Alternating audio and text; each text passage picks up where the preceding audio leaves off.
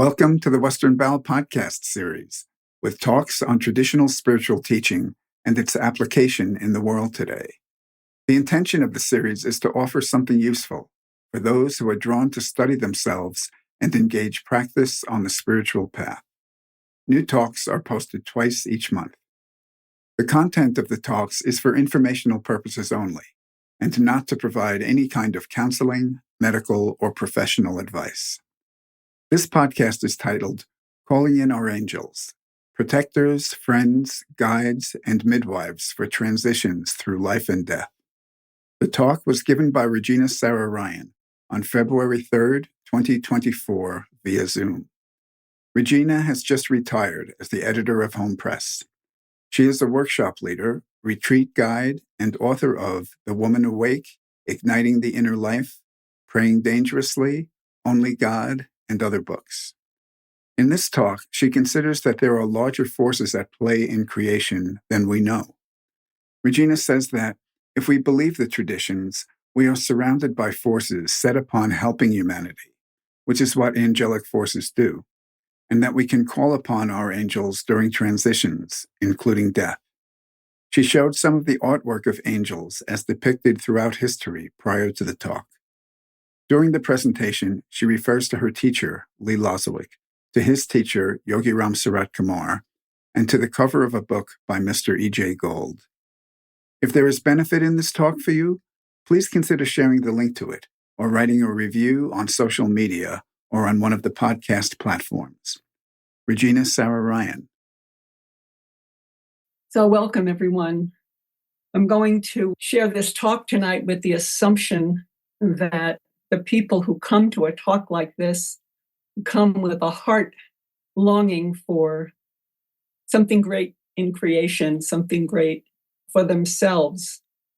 With that assumption, I'll share with you some thoughts and experiences tonight, and hopefully that will touch or inspire or motivate you in whatever it is that your heart is longing for.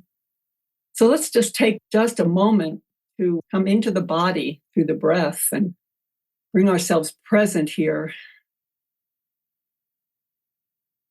Simply become aware of yourself alive in the body and aware of the breath. Resting in the breath. And extending your field of sensation and field of vision to include those who are on the screen with you. Extending into the field that surrounds you in the room you're sitting in. And becoming aware that there's a great field of energy, sometimes called life force, divine love, God, cosmic energy.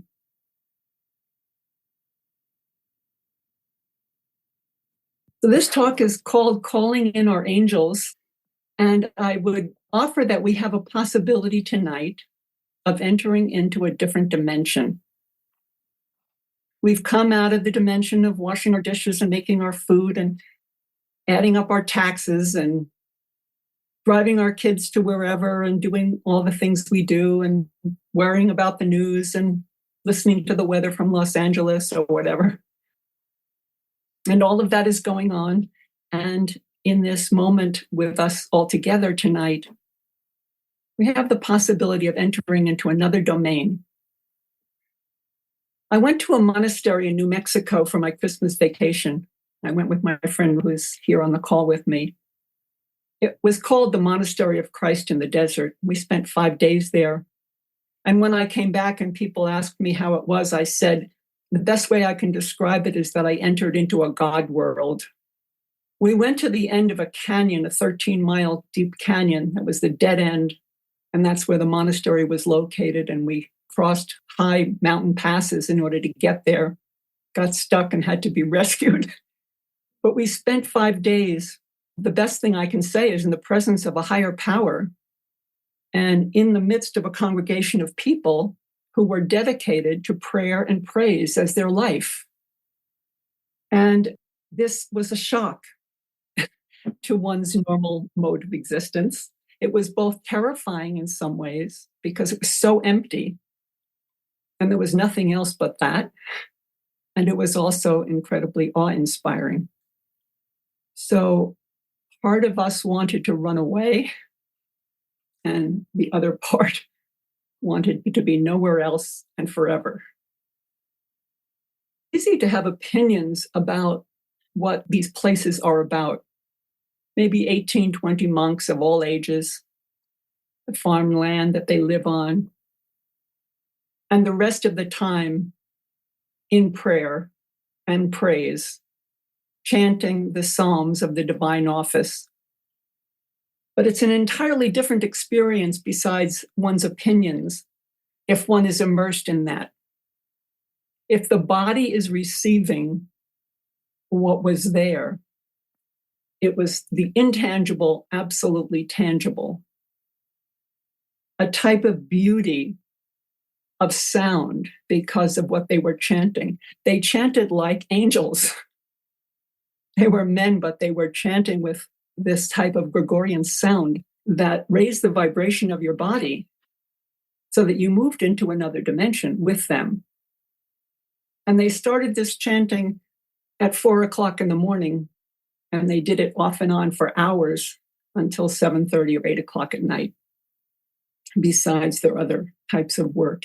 And in the midst of that, they exuded a type of hospitality and graciousness to everybody who came there that was so incredibly tangible and real that you just wanted to say, do you have an extra room here where I could move in and just hang out with you for a while? And so they were creating hospitality for their guests as they were calling in the angels to join them through their prayer and praise. And they were creating in their monastery a resting place for God. They were creating a resting place for humanity, a sanctuary. Hundreds of people pass through that monastery every year. You have to make reservations 6 months in advance because they only hold 20 guests at a time. But people from all over the world come to do nothing but stay in silence and experience what's there. So I'm using this as an example tonight to talk to you about this entering of a God world, which we could do. And I'm going to talk about it as the possibility of entering into an angelic realm. If we could drop our hesitations, our rationalizations, our explanations, our superstitions about what that means, about what angels might mean or have meant, we just might be able to create a little bit of a silence and a stillness and a conversation that would allow us to maybe feel the brush of angel wings, even through the medium of Zoom. So the perennial suffering that we as humans experience, many traditions will say that it comes out of this conviction that we're separate, that we're alone, that we have to do it all ourselves, that we have to carry it. We're separate from the sense of basic goodness as our deepest knowledge, separate from the source, separate from love, and separate from others. One of the terms that I love to use is the term good company, which is a term that applies to meeting together with folks of a similar passion, a similar orientation, to share truth on a level that we don't normally share in our everyday coffee clock conversations. And our good company, which is what we've created tonight, is that possibility. Where 2 or 3 are gathered, there am I in the midst, Jesus said. So part of the motivation for this talk for me, besides the fact that I had entered a God realm and I wanted to tell people about it, was also the fact that I need good company in my life for the year ahead. Those of you who live in the United States may relate to this. I don't know how it is in other countries for you, but I know what it was like 4 years ago in an election year in the United States. And I know the kind of anxiety and gossip and fear and polarization that was created during that year. I live on an ashram, and you'd think that people there would be talking about holy things instead of politics. But it was all around. You couldn't get away from it, no matter where you turned. So as we approach this year, I'm determined, with the help of God and the angels, to enter into this year with a different motivation from a different place. And it's very clear to me that keeping good company is one of the most beneficial things I can do in order to keep myself above the mudslinging and keep myself focused on the highest possible principles of what it is that this time in history means and what my job is, what my real job is during this time of history. So it's very interesting for me to consider angelic forces in creation and good company in the presence of living people as friends and angels, and also to recognize that there are larger forces at play in creation that I'm usually in touch with. Because many of us come out of a Judeo-Christian background, we have some recognition and some history with this idea of angels, even though we may completely think it's all old-fashioned stuff right now. Einstein's great question was, is this a friendly universe or not? And so as we look at historically the way in which angels have been given to us in history and in religion and in art and in music, we have a possibility of looking at the existence on other dimensions, other planes of reality, of forces other than the forces of Democrats and Republicans, other than the forces of television and the internet and so on. So our ability and our willingness to choose the company of saints and angels is, to me, a vital part of entering into life with greater conscious participation, rather than simply letting things happen. So I come out of a Roman Catholic tradition, but in much more of my adult life, out of a tradition where I had a guru, and still have a guru, although he's dead, a guru who was for me a saint, someone who I could rely upon, who I could look to, who I felt inspiration from and power from, and who's still very present in my life. So whether or not you have the relationship to angels or cosmic entities of some sort, you may have relationship to friends who have passed away, or living saints, or great masters and gurus and teachers, or they may not even be what you would call holy, but they may be great humans who have manifested qualities in life that you would like to be in touch with and that you could call upon.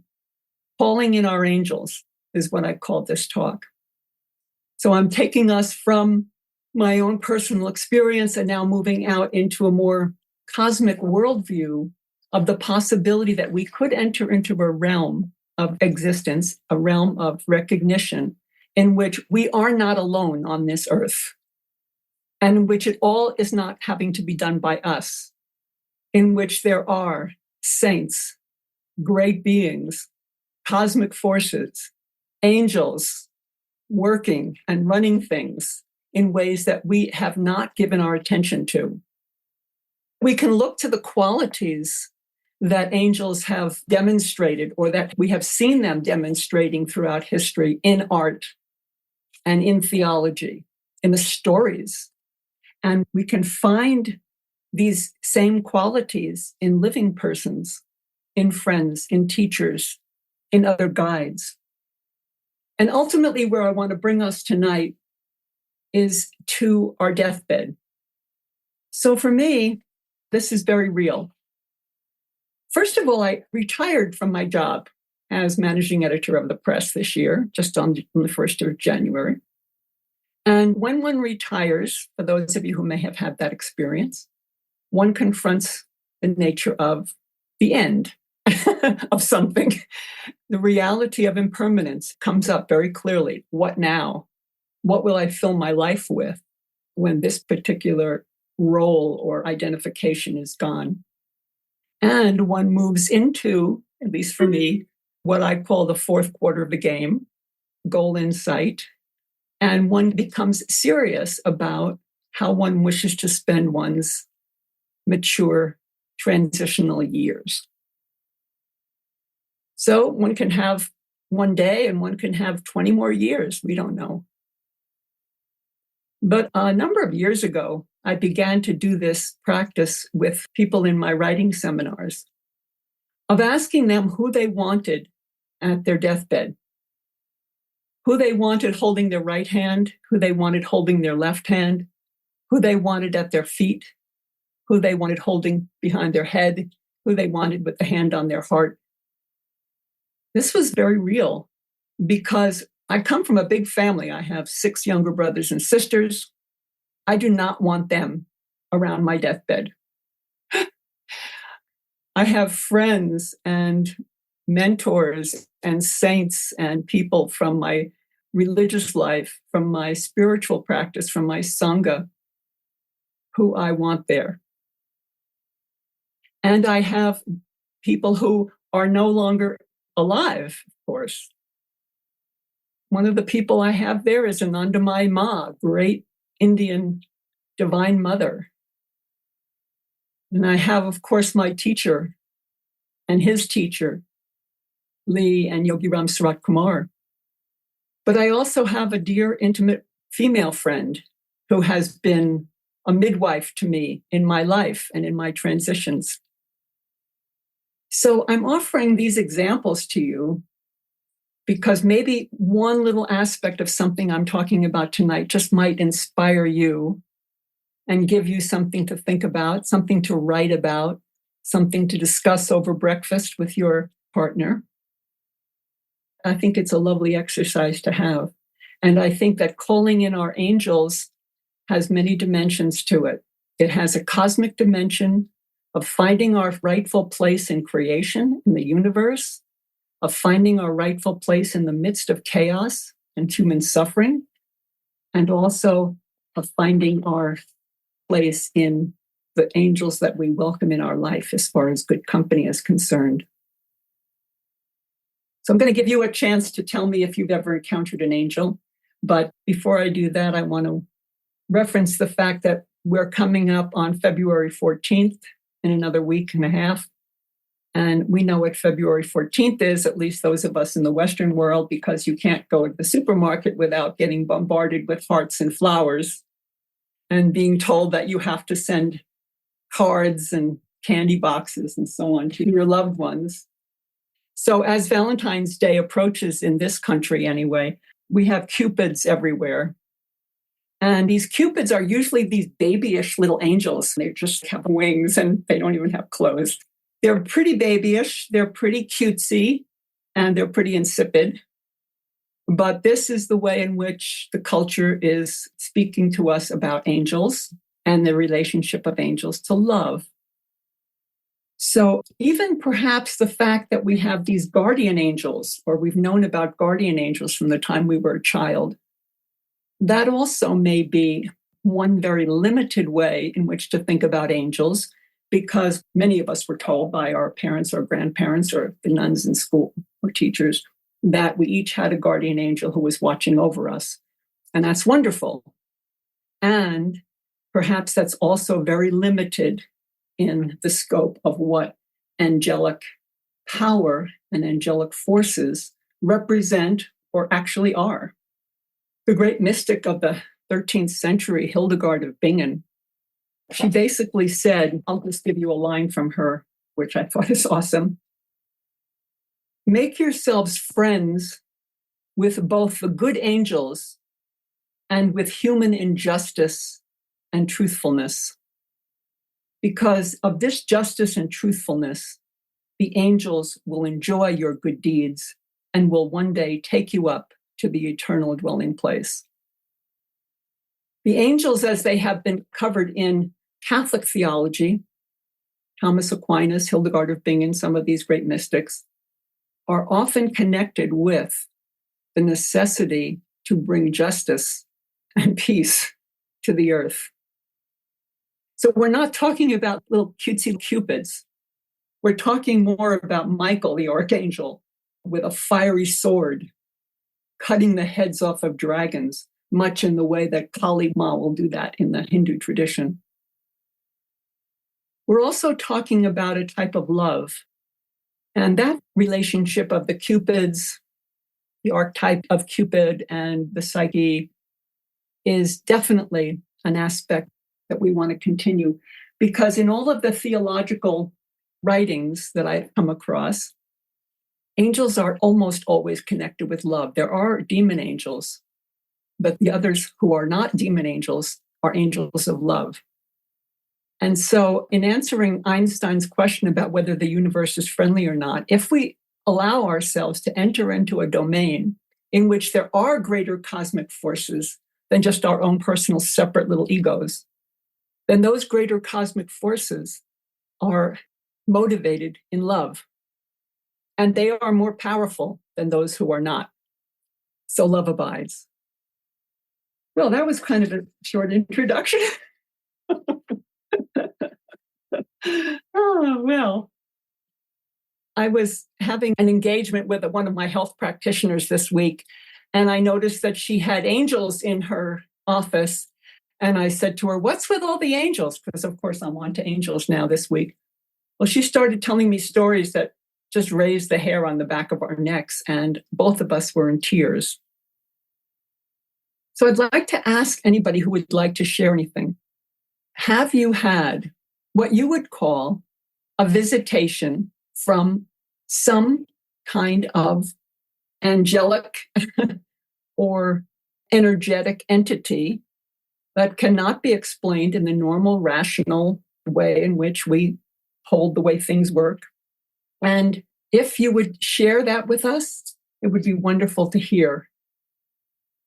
I have a very strong sense of the presence of afterlife, of guardian angels, of things like that in my life. Yes. I had just gotten the only tape I had of chants to Yogi Ram Sarat Kumar, and I was driving and there was a light, and I had put the tape into play while the light was red, and then the light turned green, and I started to go, and then the tape started gurgling, and I took my foot off the gas just long enough to readjust it, kind of push it in, and continued. And a car came across the front of my car. Literally, I could see everybody. I mean, it was just like a few feet away. And I realized, had that tape not jammed there, I would have been directly in the path of that car and been T-boned. And there was just no question. Immediately, there was this knowing, I'm taking care of you. I'm taking care of you. It's okay, relax. But it was also not just gentle. It was, you're this close. You're this close to the edge, whatever that is, pay attention. So to me, that was one mighty powerful intervention anyway from a power. Yeah, I think I have a lot of those experiences where I think, wow, there was a divine intervention that I not got in the accident or something. But one very vivid moment for me was in my 20s or so, and I was really sad and depressed and whatever. And I was on a train in Switzerland. It was one of the trains where we have the compartments where 6 people are, and there was a closed door. And I was alone, and I fall asleep or dozed. And when I opened my eyes, there was this old woman across from me. I did not heard her coming in, nothing. And she was for me the incarnation of the mother today, I would say that. This motherly, embracing, loving. I will never forget, I looked in her and said, oh my God, I wish she would be my grandmother. And she didn't say anything. This was this old woman, and she looked only at me and love and compassion. And we didn't exchange any words. I went to the bathroom at one point and there was no stop in the train. There was no train station, nothing. When I came back, she disappeared. She was not there anymore. It was not a dream. It was completely real. Yeah, there was nothing. I didn't fall asleep. I didn't have drugs or whatever. It's like she told me without words, everything is good. You can trust. Everything is okay. I'm here. I'm holding you. I'm going to continue on. But I want to begin by saying that all of the Abrahamic religious cultures, that's the Muslim, Christian, and the Hebrew, all of them are highly, highly oriented towards the presence of angels. So we have angels in the Hebrew traditions, we have them in the Christian tradition, full on, as some of the art I was showing you. We have them in the Muslim tradition. The angels were supposed to have dictated the Quran to Muhammad. So they have been there in the very roots of our Western traditions for centuries and centuries and centuries. So why is that? What is that about? What has been offered to us? If people have not seen something, if people have not felt something, if people have not been shocked and afraid because they were greeted by something that was not of the usual human form, it's in all of the traditions. And in those that are not from those three traditions, you have other forms that are similar. You have dakinis, and you have demigods. And in more native traditions, you call them spirits. The tree spirits, and the spirits in the sky, and the spirits of the clouds, and the spirits of the waters. Every one of these traditions, and all the traditions, if you take in the Hindu and the Buddhist and the native traditions, you're talking about not just a belief, but a reporting of experience with entities, with forces that are beyond the usual human definition of what these forces are. It's so easy to become so wrapped up in my life and how I have to support everything and I have to carry it and I have to be responsible for what's going on around me and everything, and forget that I am just one small piece of a cosmos that is interpenetrated with forces that I can't even imagine in some ways.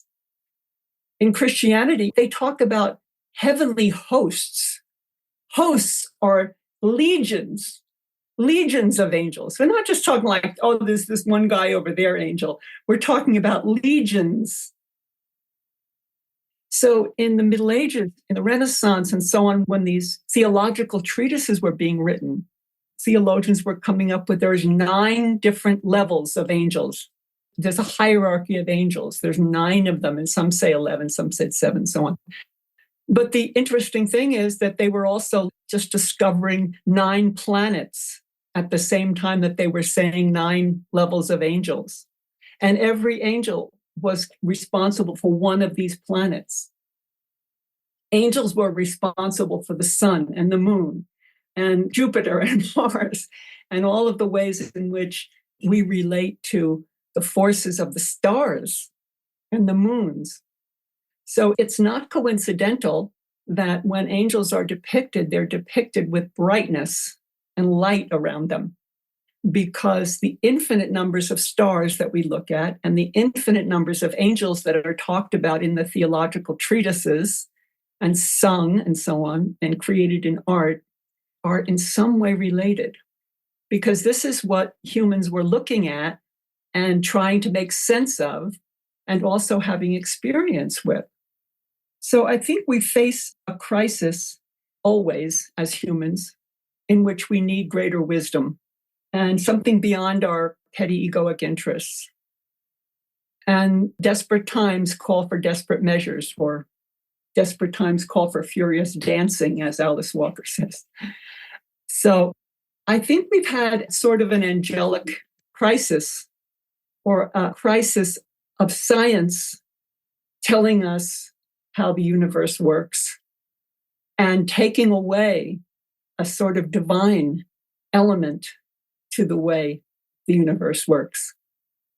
So you say, no, I don't believe in angels and all that stuff. It's kind of superstitious. But I definitely believe in black holes and dark matter. Yeah, okay. Because in so many ways, the materialistic worldview, the scientific worldview, has triumphed. And we're looking at that to explain how things work. And that's wonderful. It's great. More power to those who can look at those phenomena in creation and tell us that these are incomprehensible. You'll never see it. You can't prove it, and yet it exists. I think the bottom line in everything I'm saying here is we can just shift the kaleidoscope just a little bit, and we can see that the marvels of the cosmos that are being revealed to us are interpenetrated with divinity. And that may answer Einstein's question about whether the universe is a friendly place or not. And that we can look in our own lives. And if some of those early scriptures and some of those ways in which they've been interpreted are that everything is surrounded before and behind with forces that are set upon helping humanity, which is what angelic forces are designed to do. If we are to believe the scriptures and if we are to believe the traditions, then it may just put a slightly different twist on my relationship to a particular problem, my relationship to a particular disease or physical difficulty that I may be having. I may be willing to call upon a larger sense of this cosmic field that is interpenetrated with divine love or angelic power. So in all of the traditions, there are so many common threads that you begin to say, maybe they knew something, or maybe they do know something. One of the things that all the traditions say when they refer to angels is that they are powerful. They're so powerful that they can be frightening. So in several places, the angel appears and says, "Fear not, for I bring you great tidings of great joy that will be to all people." Don't be afraid, Mary. The power of God has come down upon you. Don't be afraid. Why would they be afraid if this being did not have some kind of powerful presence or maybe blinding light?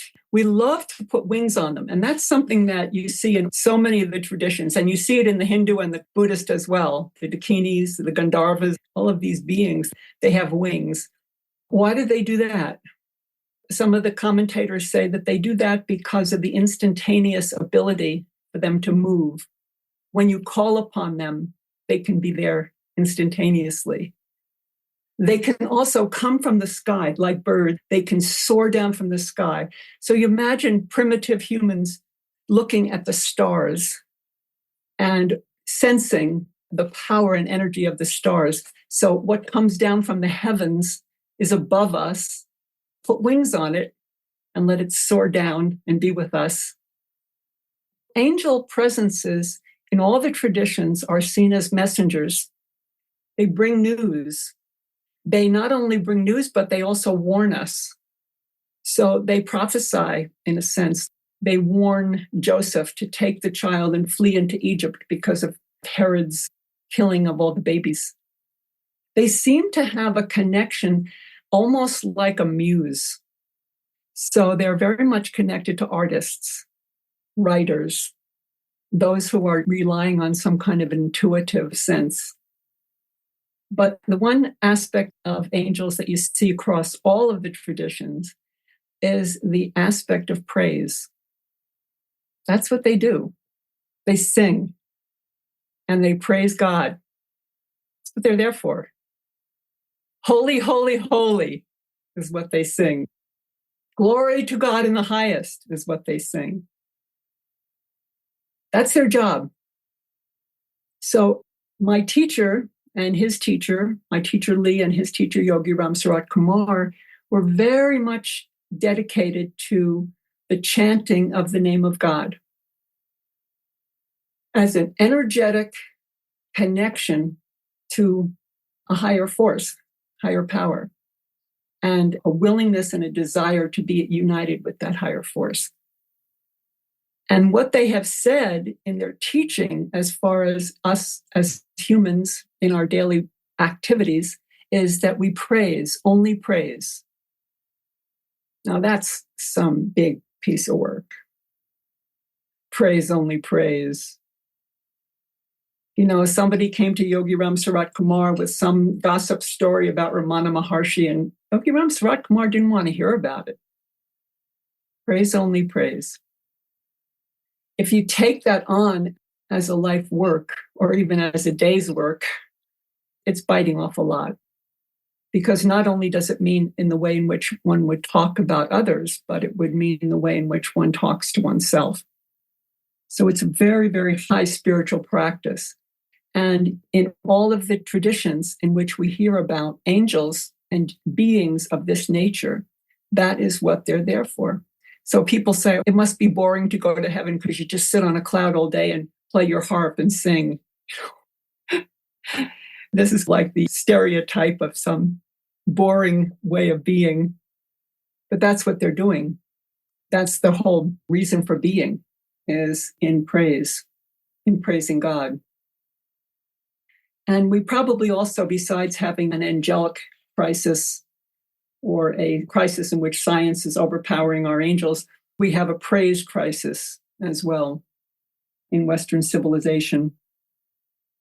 I read this definition that I thought was quite lovely. It said, praise is the sound or the word or the vibration that joy makes.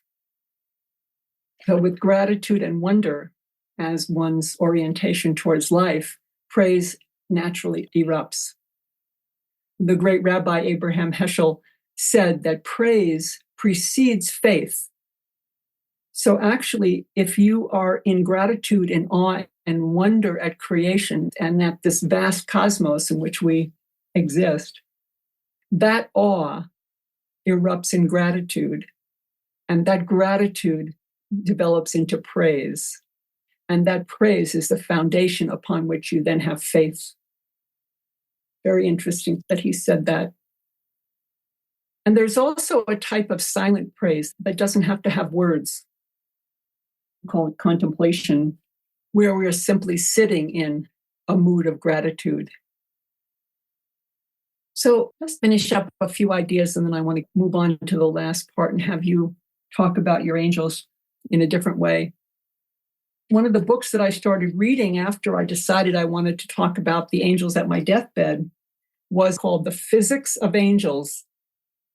And if it hadn't been that the authors were Matthew Fox, the great Christian theologian, and Rupert Sheldrake, the great scientist of the morphogenetic fields and so on, if the two of them had not been together, I probably never would have ever approached a book called The Physics of Angels.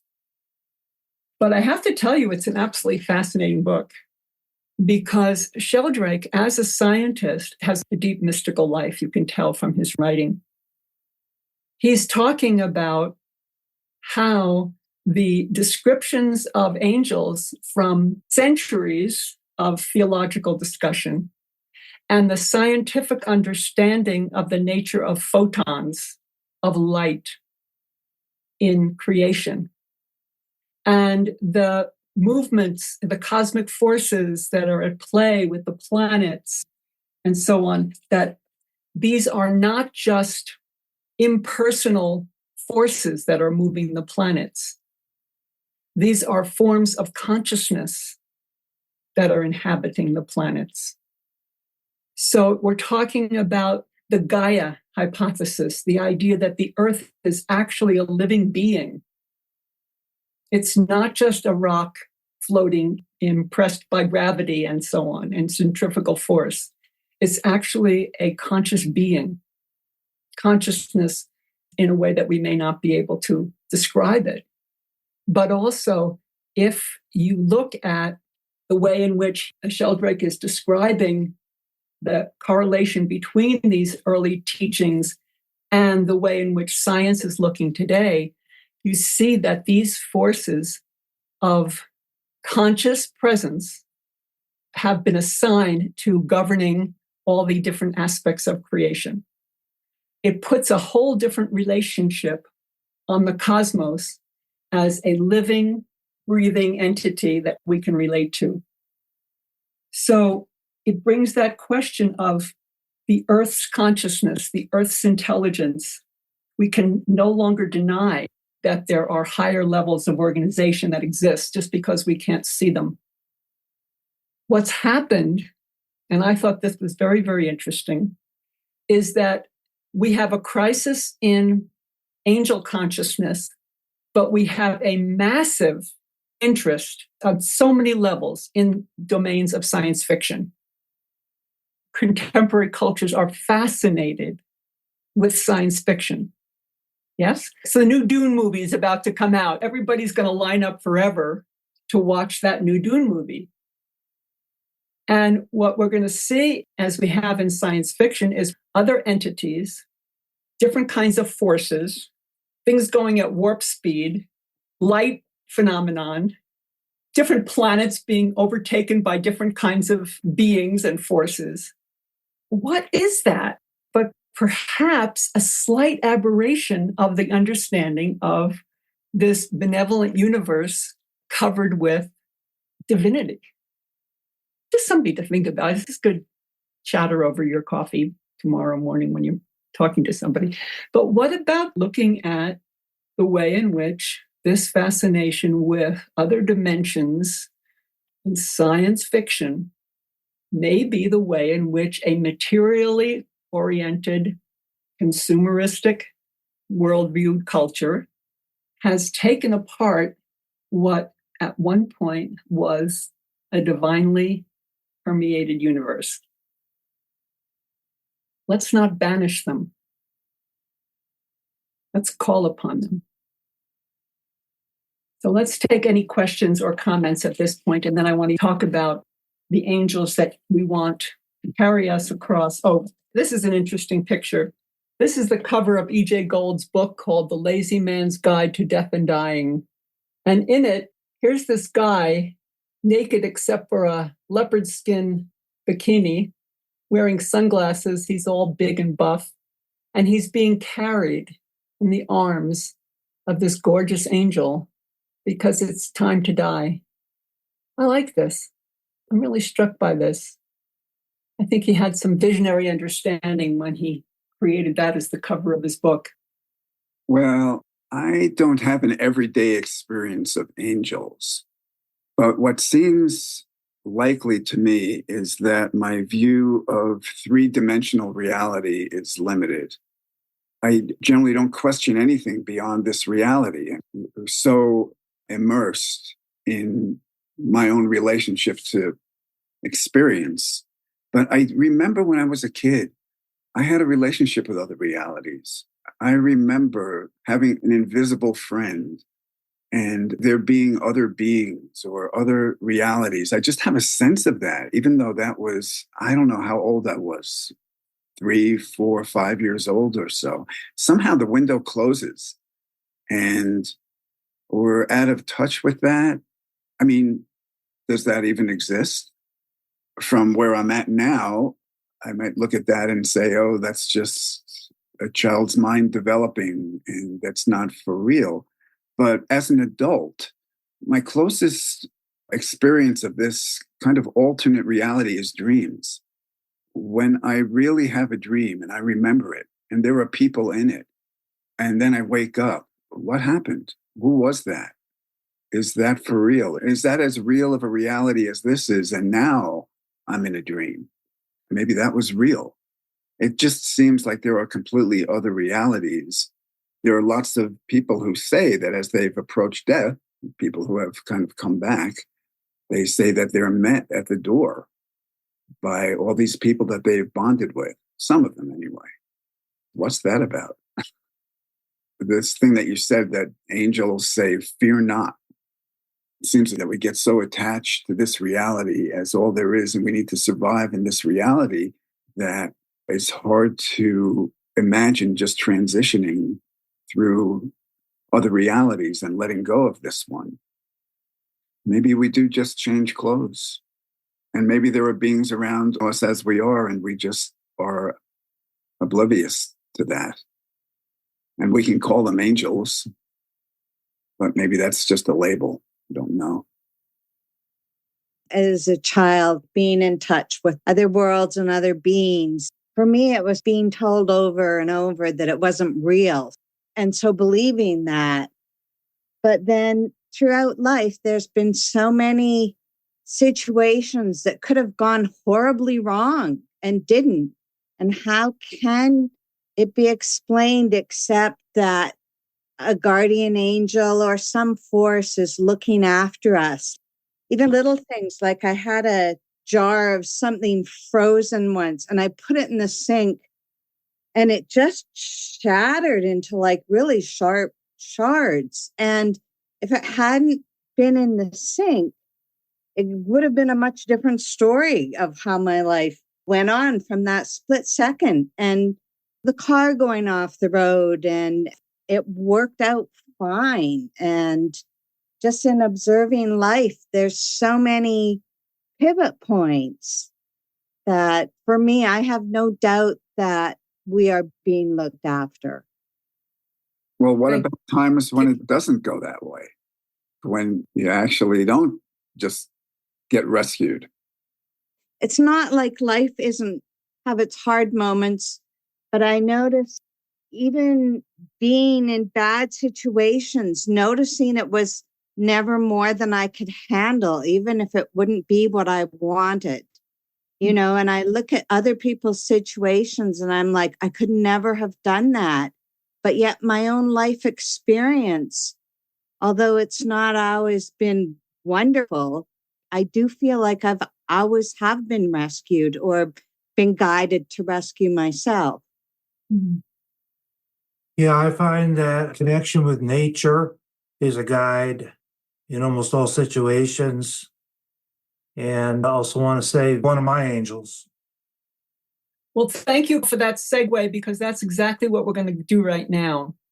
Whether it's that you'd like to have this person in the room with you as you're dying, holding your hand or talking to you or singing to you, or whether you just like to have them there at a time of crisis, or whether it's someone or something that you'd like to have with you this year, the year ahead, as you think about any kind of transitions or challenges that are facing you or facing the planet in the year ahead. So just come up with one or two at the most, and you can change them. You can demote them tomorrow and take a new one. Tell us about one of the angels you want with you. I would like my wife, who's deceased, who I feel around pretty regularly. And I'm not really sure what is real and what's not real. But I would like her to be with me and my children.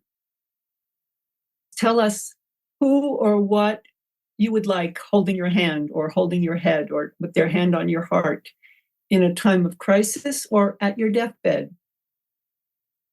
I had my husky, who was just the most remarkable animal, who stayed in Al's room while he was dying of cancer. My husband, 14 years ago, who died of cancer. And in some sense, I knew she was staying with me. She was older, and she died a year to the week from the time that Al had died, a year later. I think about how she stayed by Al's bed most of the time in the 6 months as he was dying, and then stayed with me. So what just popped into my mind is, I would want, maybe at the foot of my bed, I would want an animal to remind me of the simplicity and of the essence of innocence and unconditional love. One image that I had was a golden thread, or like some sort of energy beam, some sort of light that is guiding me. And I was wondering, like, what is it that's pulling that forward? And I was like, oh, maybe it's angels. that also made me think of a book or a concept that I am familiar with from my work with children, which is this idea of the invisible string. Between every single relationship, there's this invisible string. And so maybe like this golden thread is pulled by angels, but also each one of these invisible strings is connecting me to my relationships. And this feeling of this invisible string is a reminder of my connection to everything. And so I just want to carry the trust in this invisible string into this year. Mm. This is such an interesting question for me because I've not thought of it before. But the talk reminded me of my grandchildren. But really, I have so much confidence in this. I can remember when my wife was dying and we were by her bed. I can remember her face. This is common in deathbed scenes, as many of you will know. She just went away and she was looking here and looked through my son and looked through me and followed around here. She'd had a stroke that took away all of her right side, but that went away suddenly and she did this. I want, and I know I will be with those people at the other side. I just feel very strong. It will be that way. Anybody who speaks adds to the energy of this chamber. You don't have to have something profound to say, but maybe there's something or someone that you would like to point out as being a preferred partner in this transition of your death. Who would that be, or what would that be? For me, it's more when I'm dying that chanting is there. So the mood, yes, I could name people, but also the environment, the chanting is throwing my body in another space. Transition is easier then, so that I can get out of my mind, go in my body and let go. When a chamber is created by chanting, not all chanting, but chanting what is creating this chamber and this connection to the other side, that comes to my mind. Maybe our angels come to other people and give us messages through them. I met a Huichol medicine man who was also an artist. Basically, it's a particular kind of art that's done as a form of prayer. And he said in his broken Spanish, which I could understand, he said, we have a water god and we have the wind gods and we have the animal gods and all of the creatures. And he said, everything around me is God. So that was one thing that I took to heart. But then later he gave me a piece that had a hummingbird in the center and various animals around the side. The backstory is that when my husband was dying, he had said, whenever you see a hummingbird, you will know that I'm watching over you and taking care of you. And so 2 years later, when he gave this beautiful piece, I said, Matsigwe, why this one? Why this one with this hummingbird in the middle? He knew nothing about my husband or the past. And all he said was, he shrugged his shoulders. He said, un mensaje, a message. Just a message. So we'll finish up and just say that if you're so inclined, and if you do writing, or if you just want to have a conversation with somebody, to invoke a circle of good company for yourself for the coming year. Saints and angels and gurus and nature spirits and whatever is going to support you in having a bigger vision for the year ahead than might usually be your self-contained way of viewing things. My teacher used to say that he had a 500-year vision for what he was creating. So even when stuff was falling apart in the present, we could access the fact that something could be being built that was going to have a much greater impact in creation. So that's one way in which we might take some of the things that I've touched upon today as encouragement and support. And I think it's just fun to recognize that there are some strains that have come through many world traditions that are really outside of the dimension that we normally think of as being part of creation. So maybe it's just a question of going outside tonight and looking at the sky and feeling yourself surrounded by forces, perhaps higher beings or not. Maybe they're beings of great equality. In some traditions, they actually say the angels bow down to the humans. That's a very interesting theological thing. They think that the humans are so fortunate because we have an opportunity to exert our free will. And the angels say they don't have free will. They just have to do what God says all the time. So anyway, that's a whole nother point. But anyway, we could open ourselves to the possibilities of being surrounded in or living in the midst of a divine universe. I think that's the most important point to leave ourselves with. And then finally, to think about who and what you want to help you through the transition of your death. It's never too soon or too late to think about that important moment.